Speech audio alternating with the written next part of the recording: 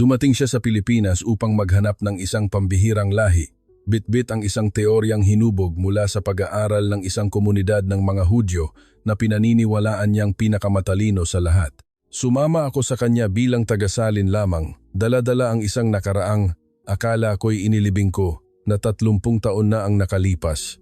Ang natagpuan namin ay hindi isang formula para sa henyo, kundi isang ekwasyon para sa pagpapatuloy na isinulat nang nagmamadali sa mga basang pahina ng isang kuwadernong binasa ng ulan. Ako ang pinakiusapan ni Professor Athken, isang Amerikano, na isalin ang buong manuskrito niya matapos ang biyaheng iyon. Ang pinangalanan niyang The Filipino Equation. Binasa ko ito ng hindi mabilang na beses at kailangan kong aminin na hindi lang Pilipinas ang tinutukoy niya, kundi pati na rin ako. Ang nag-aapoy na taga-raw ng California ay bumubuhos sa sementadong daan. Ang amoy ng kapeng barako at bagoong ay nagsasama sa hangin, tulad ng 2 piraso ng alaala na kailanman ay hindi matutunaw. Nakaupo kami sa isang masikip na kapihan sa Dali City. Ang ilaw ng neon na may mga letrang baybayin ay kupas na, at ang aircon ay umuugong. Ang tunog ng musikang OPM ay humahalo sa kalansing ng kutsarita sa baso ng yelo. Sa kabilang kalye, ang karatula ng Copy Center ay may maputlang liwanag. Ang liwanag na iyon, sa hindi sinasadyang pagkakataon, ay tumama sa pahina ng kuwadernong may balat na kulay kape sa harap ni Athken, ang propesor mula Stanford na may mapusyaw na buhok at abuhin na mga mata, na nagsusulat na parang isang mga ngasong sumusunod sa mga bakas. Nahanap niya ako pagkatapos ng isang panayam sa San Jose, kung saan pinuri siya para sa kanyang akdang The Jewish Cognitive Code. Magalang akong nakipagkamay sa kanya. Sa isip-isip ko, isang taong naligo na sa dagat ng akademya pero naniniwala pa rin sa mga lumang mapa. Nagtanong siya sa malalim na boses, walang kahit kaunting pag-aalinlangan. Sa tingin mo ba ang Pilipinas ay isang espesyal na kaso ng panlipunang pagbangon pagkatapos ng diktadurya? Hinaluko ang aking kapeng barako para matunaw ang bula. Pinagmamasdan ang aking refleksyon na nahahati sa kulay kapeng likido. Espesyal, oo. Mabilis silang nakabangon dahil natutunan nilang kopyahin ang lahat ng 2 beses na mas mabilis kaysa sa iba.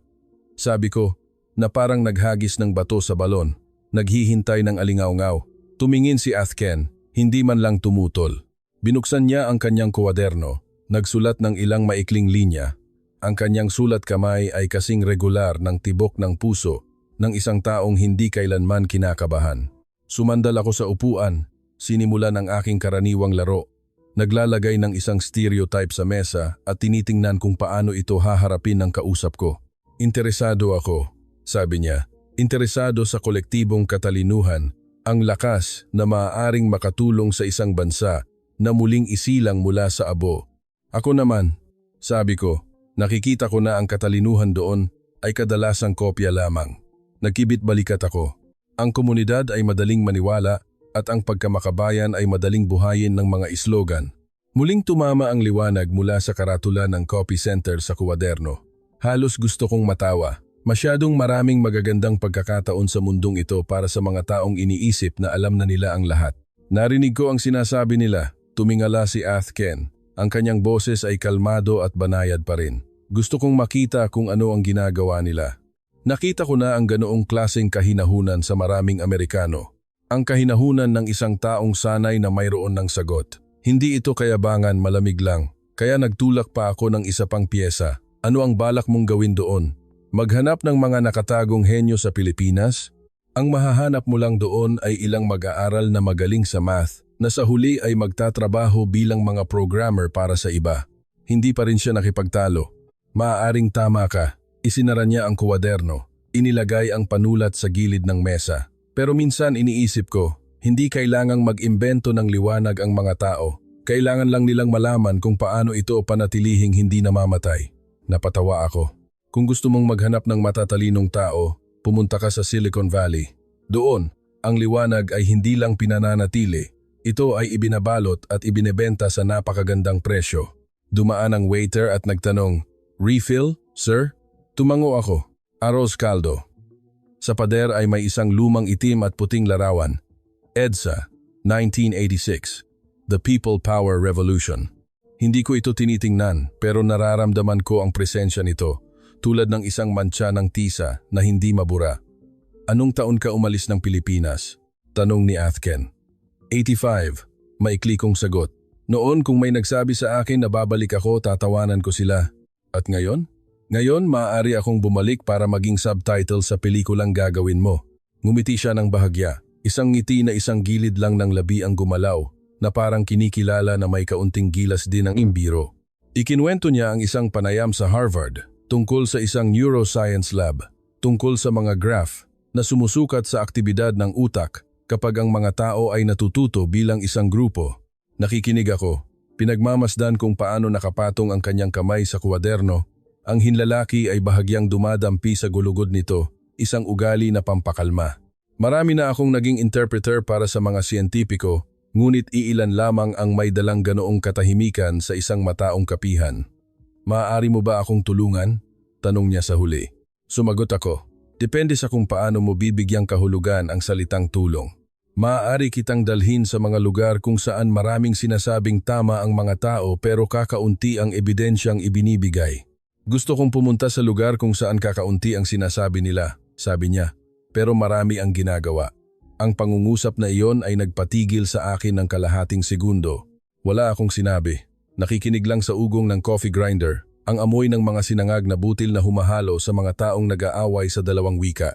Ang Tagalog na humahabol sa Ingles, umiikot na parang isang larong pambata. Nagpatuloy si Athken sa parehong kalmadong boses. Pareho lang tayo.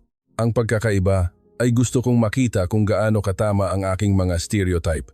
Sobra na akong nakakita, sagot ko. Lumaki ako sa gitna ng mga slogan at umalis gamit ang isang one-way ticket. Dito, natutunan ko na, ang pinakamagandang liwanag ay ang liwanag na ikaw mismo ang nagsindi. Sa labas ng salamin, isang payat na lalaki ang nakatayo sa ilalim ng karatula ng copy center. Inaayos ang isang tali na dumulas mula sa gilid ng letrang I, patungo sa gilid ng letrang O, kumikinang sa salamin ng isang kotseng nakaparada. Sinundan ito ng tingin ni Athken, walang ipinapakitang emosyon maliban sa purong atensyon. Lagi niyang tinitingnan ang lahat na parang isang eksperimento, kahit na ang pinakaordinaryong mga bagay. Alam mo ba, dahan-dahan niyang sinabi, sa ilang lugar, napapanatili ng mga tao ang liwanag, hindi dahil may kuryente sila, kundi dahil ipinapasa nila sa isa't isa ang isang kandila. Alam ko rin, dahan-dahan kong sagot. Sa ibang lugar, pinapanatili nila ang dilim sa pamamagitan ng pag-ihip sa lahat ng dayuhang kandila. Kung gayon, marahan siyang tumango. Subukan nating tingnan kung saang uri kabilang ang Pilipinas. Gusto kong humalakhak pero ngumiti lang ako. Siguro dahil isang bahagi sa akin ay gustong mabigo siya para makumpirma ang aking mga alaala. Ang isa pang bahagi ay gustong mabawasan ang sarili kong kabiguan. Sumang-ayon akong maging subtitle para sa kanyang paglalakbay, magsasalin, magsusulat at magbubukas ng pinto sa ilang lugar na alam ko pa. Isang kasunduang berbal na pinagtibay ng pagkamausisa ng isang propesor at ang eleganteng pagkainip ng isang matagal ng dayuhan. Tumayo kami. Ako ang nagbayad. Ngumiti ang waiter. Nagdagdag ng 2 pakete ng asukal sa papel na supot at sinabing, "For luck." Hindi ako naniniwala sa swerte. Naniniwala ako sa landas na iginuhit ng mga alaala. Ang alaala ko sa Pilipinas ay mga madidilim at mamasamasang silid, mga dilaw at aandap-andap na bumbilya, ang tunog ng ulan sa yero at ang mga islogan na nakadikit ng tabingi sa mga pader ng silid-aralan. Kung mayroong anumang liwanag na kailangang panatilihin, matagal ko na itong iniwan. 3 linggo, sabi ni Athken sa pinto, na para bang nagpapaalala sa sarili. 3 linggo para ayusin ang laboratorio, mga permit, schedule. 3 linggo para magsanay kumain ng sinigang. Nang hindi nadudumihan ang damit, sagot ko. Ang boses ko ay kasinggaan ng hangin ng Santa Ana. Humalakhak siya sa unang pagkakataon ng hapong iyon. Isang tawa na hindi walang muwang ngunit napakatapat. Noong gabing iyon, binuksan ko ang aking email at natanggap ang flight schedule. Tinitigan ko ang mga walang buhay na salita at sa pagitan nila ay isang guhit ng alaala na hindi kailanman pumantay. Inilagay ko ang aking kamay sa keyboard, balak na magsulat ng ilang payo para sa kanya. Huwag sumakay sa mga taxi na nangongontrata, huwag maniwala sa libreng wifi, huwag umasa sa mga makikinang na laboratorio. Pagkatapos ay binura ko ang lahat. Dahil sa katamaran at dahil gusto kong makita kung paano makakaligtas ang kanyang paraan ng pagpapanatili ng liwanag sa isang lungsod na akala ko ay kinalimutan ko na. 3 linggo pagkatapos, nakaupo ako sa tabi niya sa eroplano patungong Maynila. Habang nakatingin sa bintana, nakikita ang mga kumpol ng ilaw na umaabot mula sa Pasig River hanggang sa dagat. Nagsimula akong magtanong sa sarili kung ito ba ang liwanag na tinutukoy niya. Ang Maynila sa aking alaala ay isang lungsod na kulay abo. May mga dilaw at aandap-andap na ilaw. Ang mga tao ay nagsisiksikan sa ilalim ng mga kinakalawang na yero. Ngunit ang Maynilang bumungad sa ilalim ng pakpak ng eroplano ay maningning, na para bang may nagbukas muli ng aking alaala para lang ipakita sa akin na luma na ako. Ang mga hilera ng ilaw sa tabi ng ilog ay nakaayos na parang mga kuwintas. Bawat isa ay konektado na parang mga walang katapusang pagsusuma. Lumingon ako kay Athken. Wala siyang sinabi, binuksan lang ang kanyang kuwaderno. Ang asul na tinta ay gumuhit sa pahina, malakas at malamig tulad ng runway. Mas mabilis kaming nakadaan sa imigrasyon kaysa sa inaasahan ko. Isang batang security officer ang nagsauli ng pasaporte, nagsalita sa Ingles na kasing gaan ng ambon. "Welcome to Manila, sir," tumango si Athken. Isang napakatipid na kilos. Narinig ko ang sarili kong nagsabi ng nakasanayang linya. "Mabait sila diyan dahil dayuhan ka lang. Bukas, kapag nagkaproblema ka, iba na." Pagkasabi ko niyon, hindi ako sigurado kung siya ba o ang sarili ko ang pinapakalma ko. Sa labas, ang hangin ay maalinsangan, may halong usok ng sasakyan at amoy ng mga batang sampagita. Ang taxi ay dumaan sa Skyway. 2 hilera ng mga LED na ilaw, pula at asul, ay tumatakbo sa mga kable. Ang refleksyon nito sa ibabaw ng ilog ay bumubuo ng mahahabang guhit, na para bang may humihila ng isang higanteng fluorescent pen sa isang malaking salamin. Ang driver ay bata pa, ang buhok ay maayos na, nakatago sa ilalim ng isang baseball cap. Nagpatugtog siya ng musikang asin sa mahinang volume, parang isang buntong hininga. "First time niyo po sa Maynila, sir?" tanong niya. Masaya ang boses pero may distansya. Tumango si Athken. Ako ang sumagot, kalahating biro, kalahating totoo. Ako, 2 beses na. Umalis ako 30 taon na ang nakalipas. Ngayon bumalik ako para maging subtitle. Pareho kaming 3 natawa. Pero ako lang ang nakarinig ng kaunting pait sa dulo ng aking tawa. Sumandal si Athken sa upuan. Ang mga mata ay nakabukas pa rin. Tumingin siya sa bintana. Idinidiin ang panulat sa kanyang kuwaderno sa tuwing nagbabago ang kulay ng mga ilaw. Isang bansang dating winasak ng mga bomba at diktadurya. Pero ngayon ay pinag-uusapan ang artificial intelligence. Mahina niyang sinabi habang dumadaan kami sa isang lugar na may mga nagniningning na karatula. AI Academy, Coffee with Books, kahanga-hanga. Maraming ilaw ay hindi nangangahulugang maliwanag, Propesor. Sabi ko, kalahating nakasanayan, kalahating sinusubukan ang kanyang reaksyon. Tumingin ang driver sa rearview mirror, ngumiti. "Ano po ba ang tunay na liwanag, Tay?" Balak kong sumagot ng isang bagay na maikli at medyo sarkastiko, pero naunahan ako ni Athken. Ang boses niya ay kalmado pa rin. Iyon ang bagay na nagpapangyari sa isang taong magpatuloy, kahit hindi niya alam kung saan ang patutunguhan. Hindi na nagsalita ang driver. Bahagya lang niyang itinaas ang volume. Ang boses ni Lolita Carbon ay lumutang sa ibabaw ng ilog. "Masdan mo ang mga puno, dati ay kay tatag."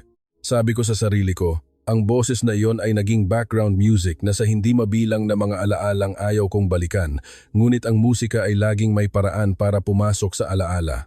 Lumingon ako sa bintana, pinagmamasdan ang mga ilaw na unti-unting lumalayo tulad ng mga numero sa isang countdown screen. Huminto ang sasakyan sa harap ng isang maliit na hotel malapit sa Rizal Park. Inabot ng driver ang resibo. Kinuha ko ang aking wallet. Ang ugali ng isang Amerikano ay nag-udyok sa akin na mag-abot ng ilang dagdag na pera. Umiling siya. "Huwag na po, Tay. Masaya na po ako." Natigilan ako sandali, pagkatapos ay itinago ang pera. "Salamat to. Magandang gabi po sa inyo." Ang simpleng pagbati na iyon ay nagpairita sa akin sa sarili kong pag-iingat. Naghanda na ako ng isang diksyonaryo ng mga hindi kanais-nais na bagay para sa biyaheng ito at mukhang ang unang pahina ay kakabura lang ng isang pulang tinta.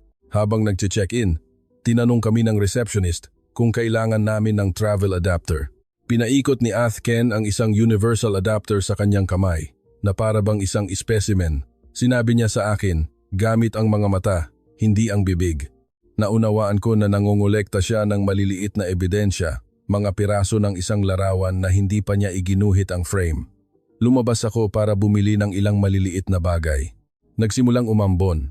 Ang amoy ng basang lupa ay humalo sa amoy ng pritong isda mula sa isang karinderya sa isang maliit na eskinita. Isang matandang tindera ang huminto sa harap ko. "Bili na, Pogi, ng mangga." Ngumiti ako at umiling. Hinila niya ang kanyang kariton palayo. Pagkatapos ay bumalik. "Nalaglag mo, to, 20 pesos. Inilagay niya sa aking kamay ang malambot na pera. "Ingat sa wallet, anak." "Opo." Ang salitang opo ay lumabas na, parang isang reflex. Nagulat ako sa sarili kong boses. Pagbalik ko, binuksan ko ang aking wallet. Totoo nga, kulang ng 20 pesos. Eksakto ang kalkulasyon, isang hindi pabayang kopya. Nainis ako sa aking sariling komento, parang isang papuri na hindi ko naman intensyong sabihin.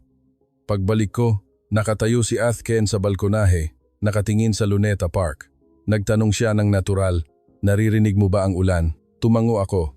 Ang ulan ng Maynila ay tumutunog sa mga trapal ng mga tindahan sa kalye, lumilikha ng isang kakaibang ritmo, regular, ngunit hindi, na para bang may tumatapik ng mga daliri sa isang kahoy na mesa. Sa ibaba, ang mga tindahan ay may ilaw pa rin. Ang mga tao ay magkakasamang nakaupo, pinupunasan ang mga patak ng ulan sa kanilang mga salamin. Ang tawa ay biglang lumalabas at nawawala, nagiiwan ng isang mainit na espasyo sa gitna ng mga dumadaang sasakyan. "Nakikita mo ba, Daniel?" Itinuro ni Athken ang isang coffee shop sa bangketa. Hindi nila itinatago ang kanilang buhay sa dilim. Hinahayaan nilang magniningning ito. Hindi ako sumagot. Dati kong iniisip na ang liwanag ay isang bagay na kailangang idisenyo, lagyan ng label at isistema tulad ng mga ilaw sa kalye sa anumang mayamang lungsod. Dito, ang liwanag ay parang hininga ng tao, hindi pantay, hindi mabilang, at hindi kasya sa anumang teoryang ginamit ko para ipagtanggol ang sarili. Bago matulog, humiram si Athken ng isang papel na mapa mula sa reception. Gumamit siya ng panulat upang maglagay ng maliliit na bilog dito. Mga instituto ng pananaliksik, unibersidad, isang kapihan malapit sa parke, isang laboratorio sa labas ng lungsod na iminungkahi ko. "Bukas," sabi niya, "gusto kong makita kung paano sila nagtatrabaho sa mga pinakaordinaryong lugar. Dito, lahat ay ordinaryo sa isang hindi pangkaraniwang paraan," sagot ko. Tumango siya na parang tinatanggap ang isang proposisyon na hindi pa napatunayan. Noong gabing iyon, bahagya akong binuksan ang bintana. Ang mga busina ng sasakyan ng 10 ng gabi ay mas mabagal.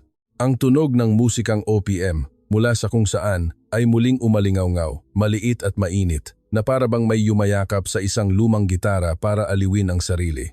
Sa ilalim ng mahinang ulan, daan-daang tao pa rin ang nakaupo sa mga kainan sa bangketa, nag-uusap at nagtatawanan. Bigla akong naisip, marahil masyado na akong lumayo para makalimutan kung paano mamuhay ng isang tunay na buhay. Sumandal ako sa bintana, hindi sinasadyang hinahanap sa aking isipan kung ano ang tamang salin sa Ingles ng tunay na buhay. Wala akong mahanap na akmang salita. Tatanungin ako ni Athken.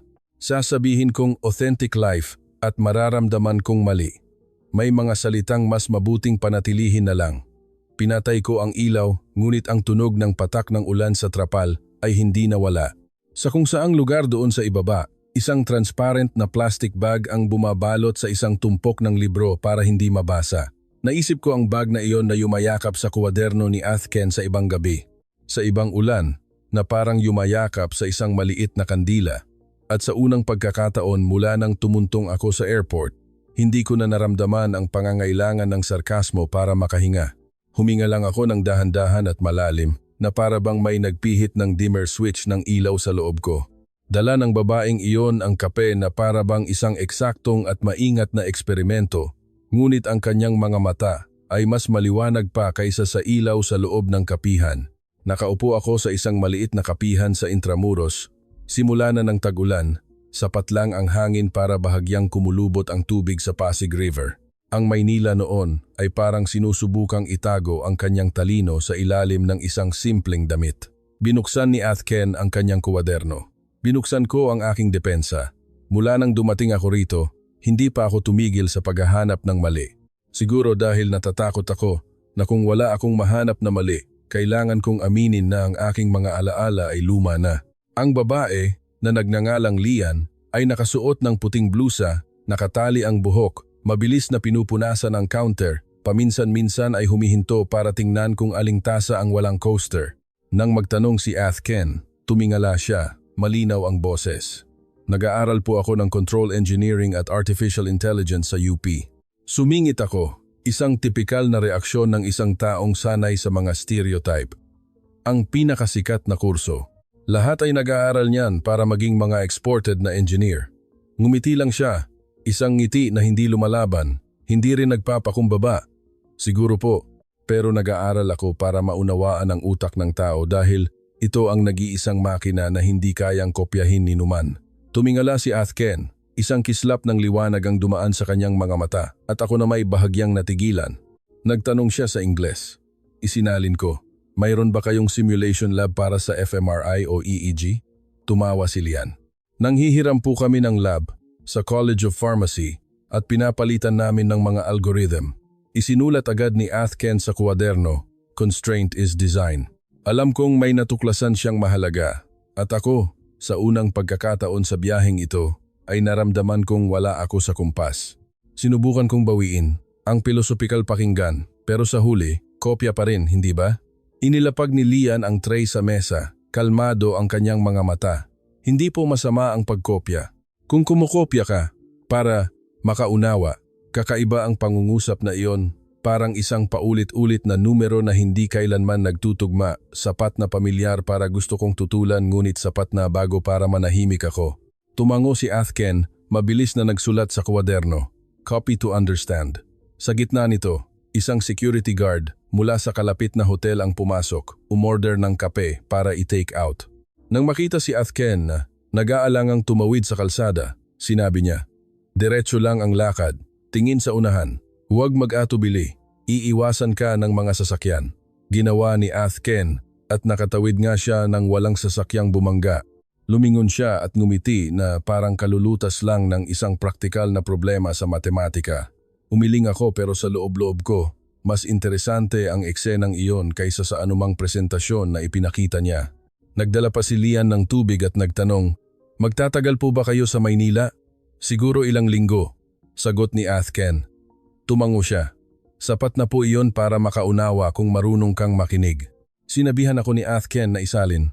Hindi ko isinalin. Siguro dahil ang pangungusap na iyon ay hindi kailangan ng wika para maging matalas. Maya-maya, mahinang sinabi ni Lian, "Umalis po kayo ng Pilipinas dati, no?" Tumango ako. "Naisip niyo po ba na ang mga Pilipino ay umalis din ng Pilipinas? Ang kaibahan lang, naghahanap sila ng paraan para makabalik." Ang tanong ay kasing gaan ng hininga, ngunit bumagsak sa mesa na parang tunog ng metal. Pilit akong ngumiti at nagiba ng usapan, ngunit sa aking isip, ang mga salitang makabalik ay patuloy na bumabagabag sa akin. Pagsapit ng hapon, ang dilaw na ilaw ay bumalot sa ibabaw ng tubig ng ilog. Nakaupo ako, pinagmamasdan ang aking basag-basag na refleksyon sa salamin, hindi sigurado kung ito ba ay sumasalamin o natutunaw. Sinabi ni Athken, "Nakikita mo, may mga bagay na hindi nila kayang palitan, kaya't iniingatan nila ng mabuti. At ang mismong pag-iingat na iyon ang lumilikha ng alaala." Mahina akong sumagot. "Ako, tinatawag ko iyang takot sa pagkawala." Ngumiti siya. "Minsan, ang takot sa pagkawala ang pinakamatalinong paraan ng pag-iingat." Noong gabing iyon, isinalin ko ang sinabi ni Lian kay Athken. Isang maikling pangungusap lang ang sinabi niya. Marahil, nakatagpo ko na ang isang bagong kahulugan ng katalinuhan. Ang matuto para umunawa, hindi para manalo. Napangisi ako, pero hindi ko maintindihan kung bakit parang may bumara sa lalamunan ko habang tumatawa. Sa labas, ang tunog ng paghalo ng kape ay sumasabay sa amoy ng sampagita at sa ingay ng kalsada. Sa liwanag na hindi maningning ngunit hindi rin namamatay, napagtanto ko na may mga katalinuhang hindi nagniningning para makita ng iba, kundi para hindi maligaw ang sarili. Para malaman kung kumokopya sila o hindi. Sabi ni Athken, "Tingnan mo kung paano nila nilulutas ang isang open-ended na problema." Napatawa ako habang sinasabi, "Tamang-tama sa mga magagaling sa eskwela pero dekahon." Ang umaga sa Maynila ay banayad, parang hinaluan ng gatas. Ang ulan kagabi ay nag-iwan ng amoy ng basang lupa sa hangin.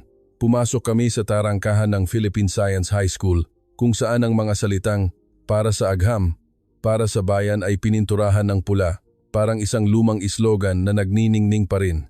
Ang mga estudyante ay mabilis na naglalakad, pare-pareho ang kulay ng uniforme, puti ang mga sapatos. Ang pagkakaparehong ito ay nagparamdam sa akin na mahuhulaan ko ang lahat hanggang sa pumasok kami sa laboratorio.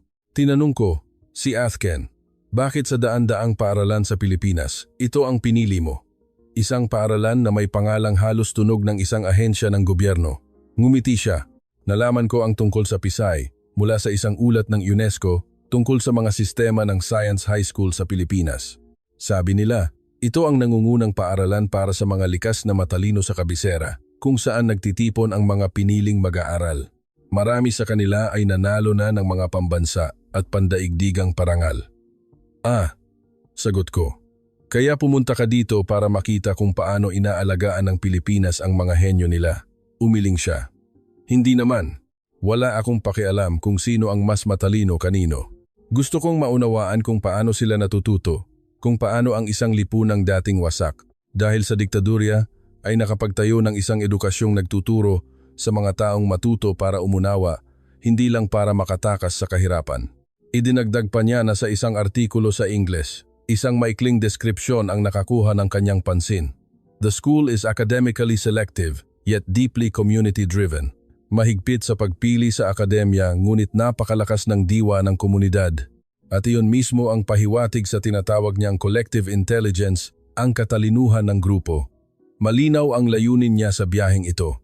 Una, direktang obserbahan ang mga modelo ng pag-aaral na nagtutulungan kung paano nilulutas ng mga mag-aaral ang mga problema nang sama-sama sa halip na magkumpetensya. Pangalawa, itala ang pagsasanib ng tradisyon ng pag-aaral ng Pilipinas at ang modernong siyentipikong pag-iisip. At panghuli, hanapin ang istrukturang kultural na naging dahilan kung bakit napakabilis bumangon ng talinong Pilipino. Isang bagay na pinaniniwalaan niyang hindi kayang gayahin ng mga laboratorio sa kanluran. Pagpasok sa tarangkahan, huminto siya ng ilang segundo sa harap ng mga salitang, para sa agham, para sa bayan. Slogan, sabi ko, kalahating biro, kalahating sarkastiko, pero kahit papaano, tama ang spelling. Hindi sumagot si Athken, ngumiti lang. Ang mga mata niya ay sumusunod sa mga mag-aaral na mabilis na dumadaan sa quadrangle. Ang kanilang mga puting uniforme ay sumasayaw sa ambon. Dati kong iniisip na ang talino ay namamana, mahina niyang sinabi.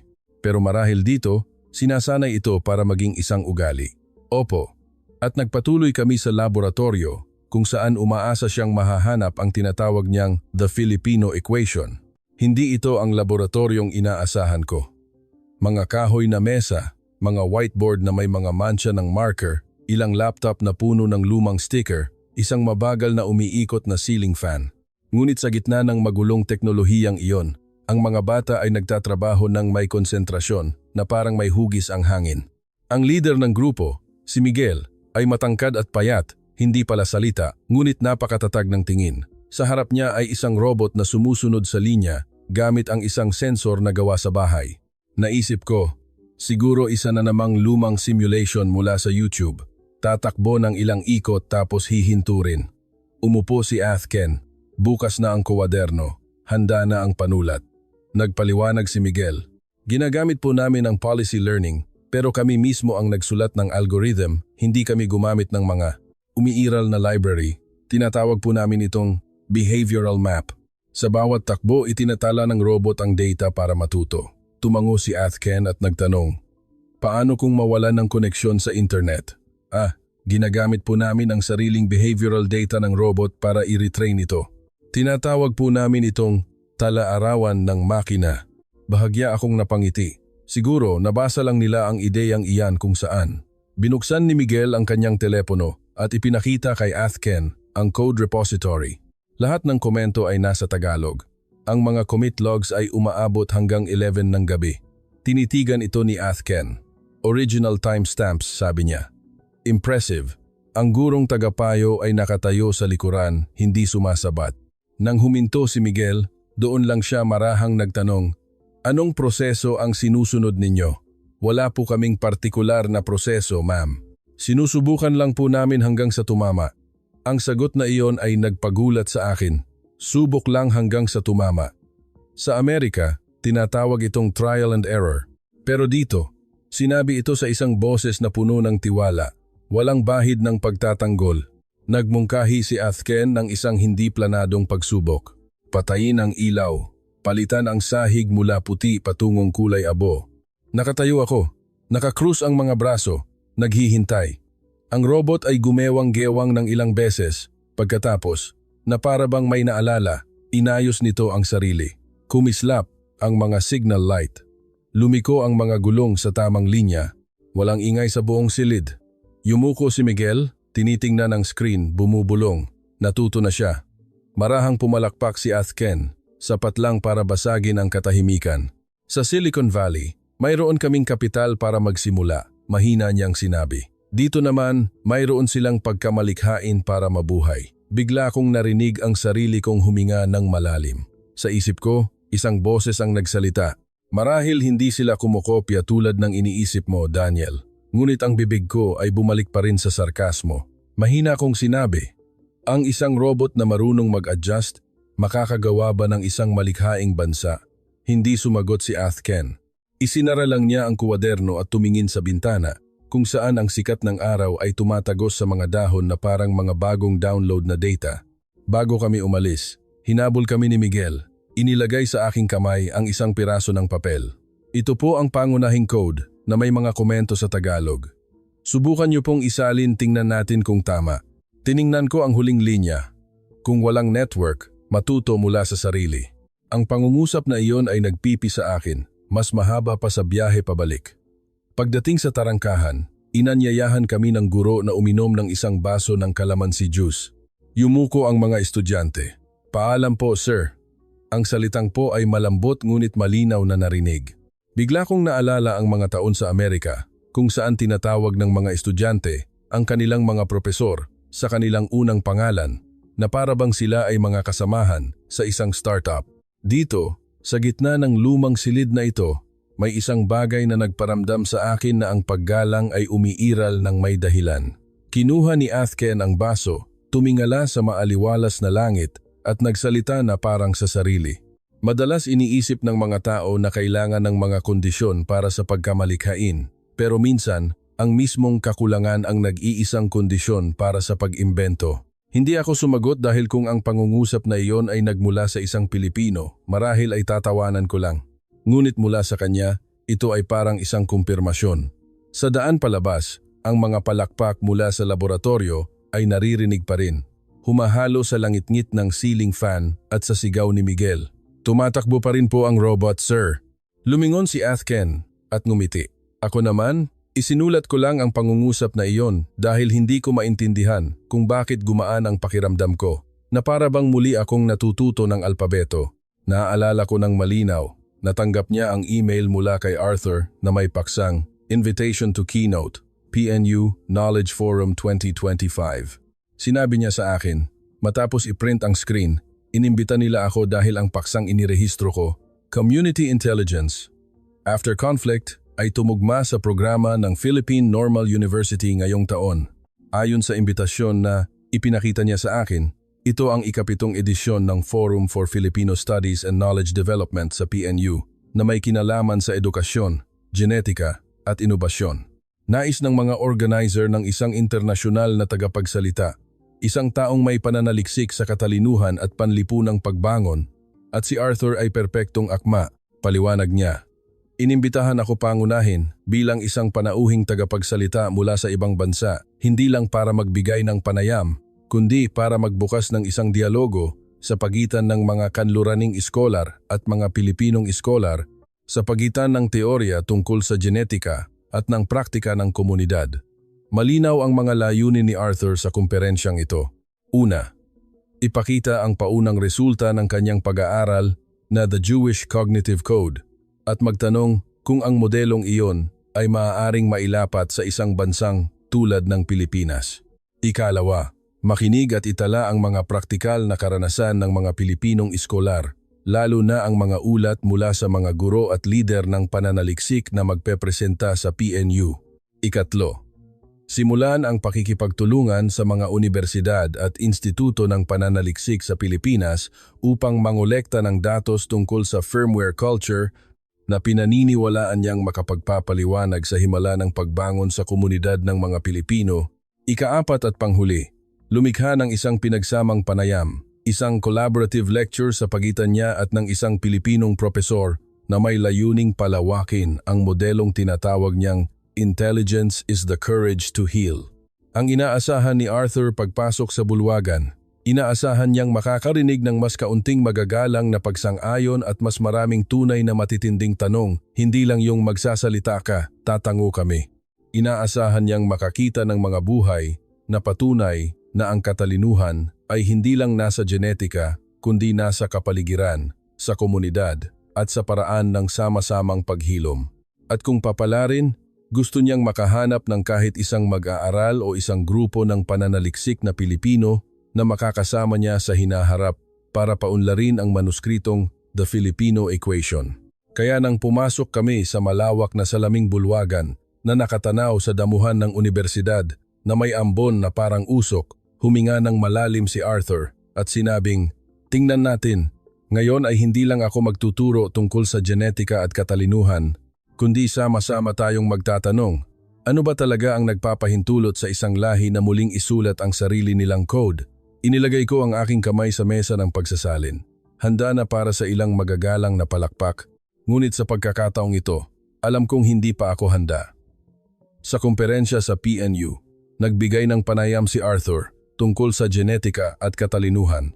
Nakaupo ako sa tabi niya, ang kamay ay handa na sa mesa. Ang isip ay handa na para sa ilang magagalang na palakpak. Pagkatapos ng ilang dekada sa Amerika, sanay na ako sa mga kumperensyang kung saan tumatango ang mga tao sa mga bagay na pinaniniwalaan na nila, lalo kung ang nagsasalita ay mula sa Stanford. Ang bulwagan ay malawak at gawa sa salamin. Nakatanaw sa damuhan, ang ambon ay parang usok. Mga estudyante, mga mananaliksik, ilang matatandang propesor. Ang hangin ay may kakaibang linaw na para bang lahat ay gustong makinig. Sinimulan ni Arthur sa isang mahinahong boses. Ang genetika ang nagbibigay ng potensyal, ngunit ang kapaligiran ng pag-aaral, ang komunidad, ang nagpapasya kung sino tayo. Nagpatuloy ako sa pagsasalin, walang bago. Hanggang sa isang binata sa gitnang hanay ang tumayo, hawak ang mikropono gamit ang dalawang kamay. Nagpakilala siya. Ako po si Paulo Miguel, Molecular Biology, mula sa University of the Philippines. Mabagal at tiyak ang kanyang boses, hindi nanginginig.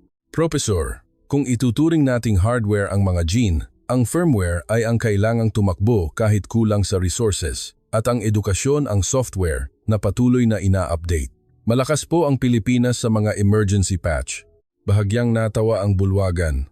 Tinaasan ang kilay ni Arthur at ako na may muntik nang humalakhak, ngunit nang lumingon ako, walang sinumang tumatawa ng may pangungutya. Tumango sila na parang nakarinig ng isang napakamakatwirang kahulugan. Tumango si Arthur, mabilis na nagsulat sa kanyang kwaderno. Firmware culture.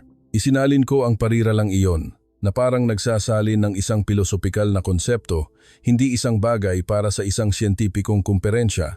Nagpatuloy si Arthur. Ang isang bansa ay maaaring mahina sa hardware, ngunit kung maganda ang kanilang firmware, maaari pa rin silang magpatakbo ng pinakabagong software. Tumayo ng tuwid si Paolo at sumagot ng may pambihirang kahinahunan. Opo, at kung may bug ang software na iyon, aayusin namin ito ng mano-mano, hindi kami maghihintay ng automatic update. Ang pangungusap na iyon ay nagpatahimik sa buong silid sa loob ng ilang segundo. Dahan-dahan kong isinalin ang bawat salita dahil alam kong may tinatamaan itong mas malalim kaysa sa teknolohiya. Tiningnan ni Arthur si Paolo, isang ngiti ang dumaan sa kanyang labi. Hindi ka lang nakakaintindi ng biology, naiintindihan mo rin kung paano mabuhay. Naramdaman kong natutunaw ang sarkasmo sa akin, parang usok na tinatangay ng hangin. Mula kanina, walang sinumang nakikipagdebate para manalo. Nagpapalitan sila ng ideya na para bang sama-sama nilang inaayos ang isang bagay na mas malaki. Nagpatuloy si Paulo, mas mahina ang boses. Hindi po namin itinatanggi ang pagkopya, Profesor. Ngunit ang pagkopya para gumana sa iba't ibang makina, iyon po ay localization. At ang localization ang lumilikha ng pagkakaiba. Narinig ko ang sarili kong inuulit ang pangungusap sa Ingles. Localization creates originality. Pagkatapos isalin, hindi ko napigilang lumingon kay Arthur. Hindi siya ngumiti, ngunit ang kanyang mga mata ay nagningning ng isang tunay na liwanag. Hindi liwanag na refleksyon mula sa mga bumbilya. Sa labas, lumakas ang ulan. Ang tunog ng ulan sa salamin ay parang tumutugtog ng ritmo para sa presentasyon. Isinara ni Arthur ang kanyang kuwaderno, nagpasalamat kay Paulo, at yumuko na parang isang Hapon. Yumuko rin pabalik ang estudyante ng may paggalang. Isang propesor na Hapon sa huling hanay, si Takashi Mori, ay ngumiti at bumulong sa akin, mas malakas pa sa teorya. Tumango ako. Oo, mas malakas pa sa teorya. Sa bus pabalik, walang imik si Arthur, nakatingin lang sa bintana. Binuksan ko ang aking telepono, nakita ang mensahe mula kay Lian. Punta ka sa shop mamaya, ang ganda ng ulan. Maikli akong sumagot. Siguro, pagkatapos ay mahina akong sinabi kay Arthur. Ang ulan dito ay marunong ding magkuwento. Mahina niyang sagot. Ngunit kitang-kita ko ang kanyang kamay na nakapatong pa rin sa kuwadernong nakabalot sa plastik na para bang sinusubukang panatilihin ang bawat patak ng ulan sa mga letra. Naisip ko, marahil kapag nagsimulang maintindihan ng isang tao ang wika ng ulan, doon din niya nagsisimulang marinig ang tinig ng isang bansa. May mga gabing tila nililinis ng ulan ang mga alaala ng isang lungsod. Noong gabing iyon, nilinis ng Maynila ang aking mga pagkiling. Bumuhos ang ulan pagkalabas namin ng kumperensya. Nang makakuha kami ng taxi pabalik sa ermita, malakas na ang ulan hanggang bukong-bukong na ang baha at maraming sasakyan ang namatay sa daan. Sarkastiko kong sinabi, ito ang creative ecosystem mo, Professor. Maging si Elon Musk ay susuko sa ganitong sitwasyon. Hindi sumagot si Arthur, itinakip lang ang kamay sa kanyang kuwaderno. Ang parehong asul na kuwaderno ngayon ay basang-basa na. Mas takot akong mawala ang mga salita kaysa mawala sa daan, sabi niya. Balak kong sumagot nang may marinig akong tumawag. Tito, dito po muna kayo. Si Lian pala. Nakasuot siya ng manipis na kapote, tinutulak ang kanyang lumang motorsiklo. Ang ilaw ng kanyang kapihan ay bukas pa. Sa loob ay nagsisiksikan na ang ilang customer para sumilong. Tumakbo siya palabas at binigyan kami ng 2 tuyong tuwalya. Pasok po muna kayo, hindi pa po kayo makakauwi niyan. Ngumiti si Arthur, yumuko para magpasalamat. Ako naman ay aligaga, nahihiya na parang isang taong nahuli sa akto na nakatayo sa pagitan ng 2 mundo. Nang makita si Arthur na yakap-yakap pa rin ang kuwaderno, kumuha si Lian ng isang plastic bag, isinilid ito at tinalian ng goma. Ingatan muna ang kaalaman, sabi niya, kalahating biro, kalahating seryoso, isang maliit na kilos. Ngunit kitang-kita ko na mas matagal siyang tiningnan ni Arthur, na para bang may itinuro siyang hindi pa niya naisulat.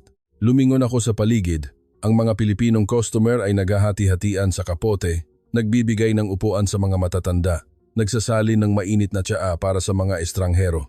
Ang ulan ay tumutunog sa yero, ang tubig ay dumadaloy sa aming mga paa.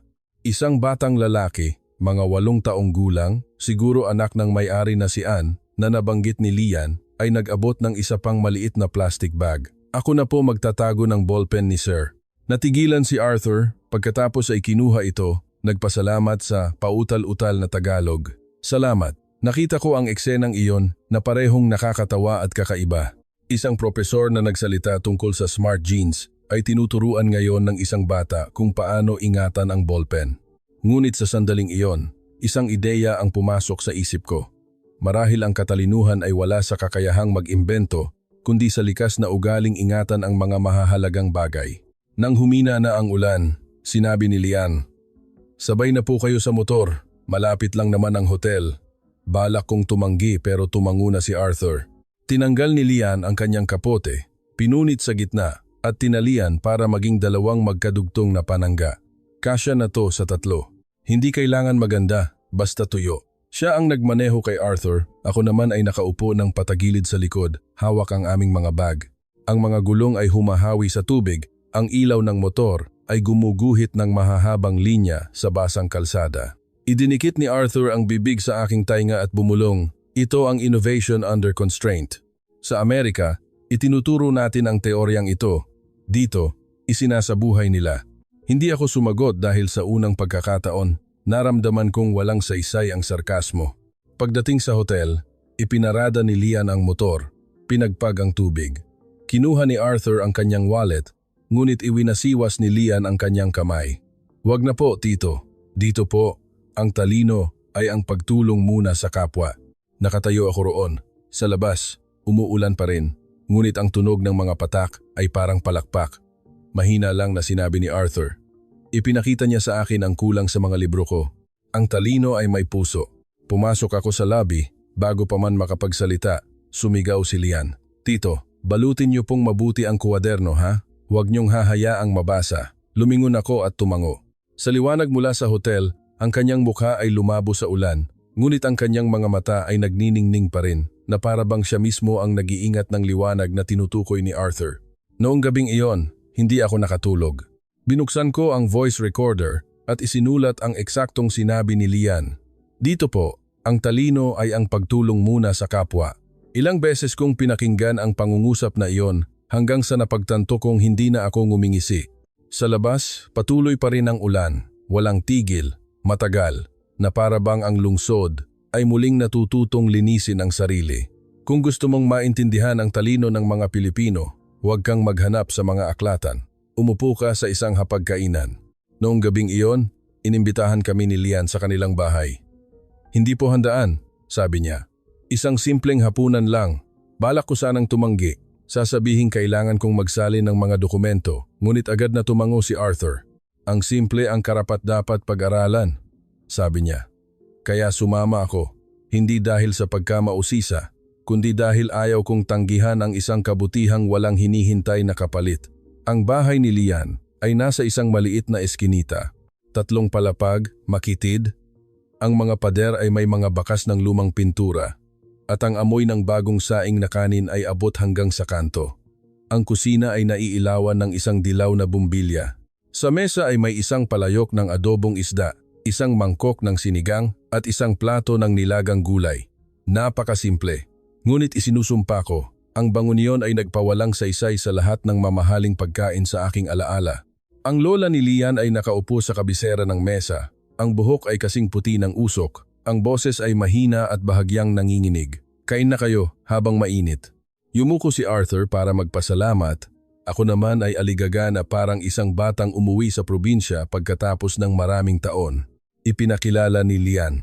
"Ito po ang lola ko." Noong kabataan niya, nagtuturo siya sa mga ulila noong panahon ng martial law. Nagtanong si Arthur sa pamamagitan ko, "Naaalala niyo pa po ba ang mga estudyante ninyo?" Ngumiti ang matanda. "Hindi lahat ng pangalan, pero naaalala ko ang mga mata nila kapag naiintindihan na nila ang leksyon." "It's way now." Huminto ako sa kalagitnaan ng pagsasalin. Tumingala kay Arthur. Agad siyang nagsulat sa kuwaderno, "Learning through empathy." Nagbiro ako, "Propesor, nagsusulat ka ba ng libro sa psychology?" Sumagot siya, malalim at mainit ang boses. "Hindi. Nag-aaral ako ng matematika. Ang matematikang ginagawa nila gamit ang buong puso." Naging masaya ang hapunan. Si Lian ay nagsasandok ng pagkain para sa amin na parang kapamilya. At si Arthur, na laging sumusukat sa katalinuhan gamit ang mga brain scan, ay tahimik na nakikinig sa kuwento ng lola tungkol sa mga taon na kailangan niyang magturo gamit ang mga pira-pirasong tisa at kahoy na pisara. Si Ann ay tumatakbo sa paligid at biglang nagsabi, "Magbabasa po ako ng Ingles para kay Sir." Natawa ang lahat. Tumingin si Arthur at tumango. Sinimula ng bata, "My teacher is kind." Marahang itinama ni Arthur ang pagbigkas at pinuri. "Very smart, because you care." Hindi naintindihan lahat ni Ann, ngunit ngumiti si Lian. At ako na may naramdaman na ang pangungusap na iyon ay para sa buong bahay. Sa gitna ng pagkain, nagtanong ang lola kay Arthur, "Sa pamamagitan ko, kayong mga Amerikano, nagtuturo din ba kayo?" Tumango si Arthur. "Opo, lola. Mahal ninyo ba ang mga estudyante ninyo?" Natahimik ang buong silid. Tanging ang kalansing ng mga kutsara sa plato ang maririnig. Natigilan si Arthur. Ang kanyang mga mata ay lumayo saglit. Pagkatapos ay mahina siyang nagsalita sa pautal-utal na Tagalog. "Opo, pero hindi sapat." Hindi ko isinalin, hindi na kailangan. Naintindihan ng lahat. Nang patapos na ang hapunan, kinuha ako ni Lian ng isang piraso ng isda. "Dito, pag kumain ka minsan, bisita ka. Pero pag kumain ka ng 2 beses, pamilya ka na." Ngumiti ako pero naramdaman kong kumikirot ang gilid ng aking mga mata. Idinagdag ng lola, ang mga Pilipino, nabubuhay tayo bilang isang komunidad. Kahit gaano ka pa katalino, kung mag-isa ka, hindi sapat. Isinulat ni Arthur sa kanyang kwaderno. Collective intelligence begins with shared compassion. To K.A. Van Honu, tiningnan ko ang kanyang pahilis na sulat kamay at naisip kung ito na ba ang pinakamahalagang kabanata sa kanyang susunod na libro. Pag-alis namin, hinawakan ng lola ang kamay ni Arthur at marahang sinabi, "Salamat sa pagpunta ninyo para matuto sa amin." Yumuko siya ng napakababa at dahan-dahang sinabi, "Marami po akong natutunan." Noong gabing iyon, sa daan pabalik sa hotel, wala akong sinabi. Si Arthur din, tanging ang tunog ng ulan na natira sa mga yero at ang amoy ng adobo na nakakapit pa sa aming mga damit. Pagdating sa silid, binuksan niya ang ilaw sa mesa, binuksan ang kwaderno at nagsulat ng isa pang linya na bahagya kong nakita. Ang kolektibong katalinuhan ay hindi isinilang mula sa kompetisyon, kundi mula sa pakikiramay. Ineko Imatobi, umupo ako sa tabi ng bintana, nakikinig sa mga motorsiklo sa labas, at sa unang pagkakataon, naintindihan ko na may mga aral na wala sa mga libro, kundi nasa paraan ng pag-aalok ng isang mangkok ng mainit na kanin sa gitna ng isang maulang gabi. Sinabi ko dati kay Arthur sa Dali City na pinapanatili ng mga Pilipino ang kanilang bansa sa pamamagitan ng patis at takot. Ngunit pagkatapos ng biyaheng iyon, hindi na ako sigurado kung totoo pa iyon. Bumalik kami sa Amerika noong unang bahagi ng Oktubre. Ang hangin sa California ay tuyo, matindi ang sikat ng araw, ang langit ay asul na parang salamin. Lahat ay sobrang liwanag, pero bakit parang nasisilaw ako? Ang lumang kapihan sa Dali City ay puno pa rin. Doon kami unang umupo ni Arthur, ilang buwan na ang nakalipas, noong tinatanong pa niya ang tungkol sa Pilipinas na parang isang malayong konsepto. Ngayon, bumalik siya na may isang kuwadernong puno ng sulat. At ako naman, hindi na sigurado kung ako ba ang nagsasalin o nagkukumpisal. Sa kapihan, ipinapalabas ang CNN, Philippines, Rising Amidst Asia's Innovation Race. Narinig ko ang boses ng Amerikanong tagapagbalita na binibigkas ang Philippines nang may mahabang diin, iba sa matinis na tono ng mga nakaraang taon. Sa tabi niya, si Mang Berto, ang may-ari, isang retiradong sundalo, ay nagpupunas ng baso habang sumusulyap. Anong ni-research nyo sa Pilipinas, Profesor? Politika? Ngumiti si Arthur. Katalinuhan. Natawa ang lahat. Isang lalaki ang nagsabi, "Ang talino, nasa Amerika na lahat ngayon." Sumingit ako. Mabagal ang boses. Hindi na sila kopya lang. Sila na mismo ang nagsusulat ng sarili nilang code. Walang nagsalita. Kakaiba. Wala akong intensyong ipagtanggol ang Pilipinas, ngunit kusang lumabas ang mga salitang iyon. Tiningnan ako ni Arthur, isang mabait na ngiti. "Sinabi mo lang ang balak kong isulat sa huling kabanata." Tinaasan ang kilay ni Mang Berto. "Daniel, parang nagbago ka na yata ng kulay." Ngumiti ako at mahinang sumagot, "Siguro, pero minsan, kailangan mong hugasan ang lumang kulay para makita ang tunay." Isang lalaki ang nagsalita ng may diin. "Mag-ingat ka, Professor, baka maloko ka lang nila. Sa Pilipinas, lahat kopya." Kalmado pa rin si Arthur. "Alam ko, ngunit tanging ang mga may tiwala pa ang handang matuto mula sa simula." Ang pangungusap na iyon ay nagpabigat sa hangin sa loob ng kapihan. Lumingon ako at nakakita ng ilang mga tingin. Kalahating nagdududa, kalahating naguguluhan. Sa mesa, ang aking halo-halo ay halos tunaw na, nagiiwan ng maputlang kulay. Bigla kong naalala ang ulan sa Maynila, ang plastic bag na bumalot sa kuwaderno, ang kamay ni Lian na maingat na nagtatali. Dito, lahat ay malinis, perpekto, ngunit parang kulang ng dahilan para magtiwala. Nang tumayo si Arthur, may bumulong sa likod. "Baka ma-brainwash ka niyan." Huminto si Arthur, lumingon sa akin at ngumiti. Ang ngiting iyon na mabait ngunit sapat na para pag-isipin ng sinuman. Kung ang talino ay isang virus, ang Pilipinas ay nagkakalat ng isang napakagandang uri. Nagsara ang pinto, tumunog ang mga wind chime. Naiwan ako, nakatingin sa TV. Ipinapakita ng CNN ang mga estudyanteng Pilipino na nagpepresenta ng isang proyekto sa isang kumperensya tungkol sa AI sa Singapore. Sa ibaba ng screen, may nakasulat, "Made in the Philippines, Redefined." Sa sandaling iyon, nakita ko ang aking reflection sa screen. Kalahating madilim, kalahating maliwanag. Isang lalaking dating tumatawa sa salitang kopya ay natigilan ngayon nang makitang ang pagkopya ay naging simula ng paglikha. Ilang araw pagkatapos, nagpost ako ng isang maikling sanaysay sa isang forum ng mga PhilAm. Kung ang talino ay isinilang mula sa pakikibaka, kung gayon ang mga Pilipino ay matalino na sa loob ng libu-libong taon. Walang naging debate, ilang sarkastikong komento lang. Isang dating kaibigan ang nag-unfriend sa akin. Hindi ako tumutol, binuksan ko lang muli ang manuskrito ni Arthur, nagpatuloy sa pag-edit. Sa labas ng bintana, nagniningning pa rin ang mga ilaw ng Dali City, naroon pa rin ang karatula ng Copy Center. Ngunit sa pagkakataong ito, hindi ko na ito nakitang nakakasilaw. Nakita ko ang liwanag na iyon na sumasalamin pabalik, sapat para makita ko ng malinaw ang sarili kong mukha. Ang libro ni Arthur ay hindi nagsimula sa mga datos. Nagsimula ito sa isang kuwento. Isang babaeng hinati ang kanyang kapote. Isang binatang nagsulat muli ng code sa gabi. Isang lolang nagturo, gamit ang mga mata. Binasa ko ang unang linyang iyon sa manuskritong may pamagat na The Filipino Equation na bahagyang nanginginig. Hindi na ito isang ulat ng pananaliksik. Ito ay isang pag-amin at marahil isang paghingi ng tawad.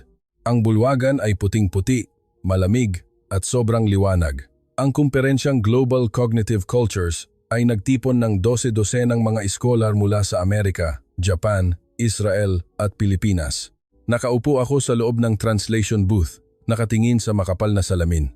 Si Arthur ay nakatayo sa gitna ng entablado, nakasuot ng abuhin na Amerikana, kalmado ang mukha, hawak ang lumang asul na kuwaderno, ang parehong kuwaderno na binalot sa plastik sa gitna ng ulan sa Maynila. Hindi siya nagsimula sa teorya, kundi sa isang boses na nagkukuwento. Ang mga Hudyo ay naaalala para mabuhay. Ang mga Pilipino ay nakakalimot para magpatuloy. Nakinig ako at isinalin ang bawat salita. Sa aking headset, ang boses ko ay mabagal at mainit. Iba sa paraan ng pagsasalin ko para sa kanya ilang buwan na ang nakalipas. Sinimulan ni Arthur na ilahad ang 5 elemento ng pagbangon sa Pilipinas. Una, mga biological marker na may kaugnayan sa stress at kakayahang matuto, hindi pa nakumpirma ang sanhi at epekto, paunang obserbasyon lang. Ikalawa, ang istruktura ng barangay at ang magkakaugnay na diwa ng komunidad. Ikatlo, ang paggalang sa nakatatanda bilang isang mekanismo ng pagpapanatili ng ugnayan sa pagitan ng mga henerasyon. Ikaapat, ang kolektibong layunin sa halip na bulag na pananampalataya. At ikalima, at panghuli, ang kakayahan ng komunidad na ayusin ang sarili, self-healing through empathy. Habang nagsasalin, lumitaw sa aking isipan ang mga mukha ni na Lian Miguel Paulo ng Lola at ni Ann. Bawat isa ay isang piraso na bumubuo ng isang formula na hindi nangangailangan ng anumang formula. Itinaas ni Arthur ang kuwaderno. Dati akong naniniwala na ang talino ay resulta ng mga gene, ngunit ipinakita sa akin ng Pilipinas na ito ay produkto ng kolektibong alaala. Intelligence is the courage to heal. Natahimik ang buong bulwagan, pagkatapos ay isa-isang tumayo at pumalakpak. Narinig ko ang palakpak na iyon sa aking headset, humahalo sa tibok ng aking puso. Isang matandang propesor na Hudyo ang tumayo. Sinabi niya, ang talino ay hindi likas. Mayroon ka bang ebidensyang genetiko? Marahang ngumiti si Arthur. Wala. Wala akong gene para patunayan iyan. Mayroon lang akong mga tao. Huminto ako sa pagsasalin. Ang pangungusap na iyon ay hindi na kailangan ng salin. Malinaw na ito sa lahat ng wika. Pagkatapos ng presentasyon, hinanap ko siya sa pasilyo.